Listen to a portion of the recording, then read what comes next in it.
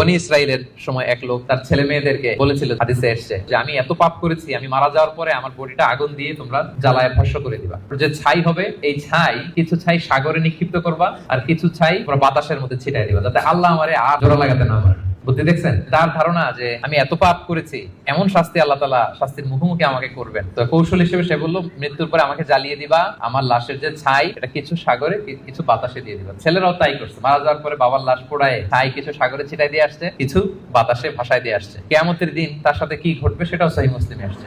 আল্লাহ তাআলা তাকে আবার জীবন দিবেন। এবার তো বেচারা ধরা খেয়ে গেছে, তাকে তো আল্লাহ ঠিকই আবার জীবন দিলেন। এবার আল্লাহ বলবেন, আচ্ছা তুমি এই কাজটা কেন করছিলা? মা হামালাকা আলা হাদা, এরকম ইউনিক ফন্দি বুদ্ধি আসছো কেন?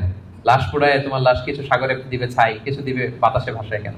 বলতেছে, ইয়া রাব্বি মাখাফাতু, আপনার ভয়, আপনার ভয়ে আমি এই কাজ করেছি। তো তার ওই করুণ রেসপন্সটা আল্লাহর কাছে এত ভালো লাগলো যে আল্লাহ আপনার ভয়ে, যে আপনি যে আমাকে শাস্তির মুখোমুখি করবেন, আপনার ভয়ে আমি এই বুদ্ধি করেছি। তার এই করুণ আর্তনাদের কারণে আল্লাহ তাআলা তাকে ক্ষমা করে জান্নাতবাসী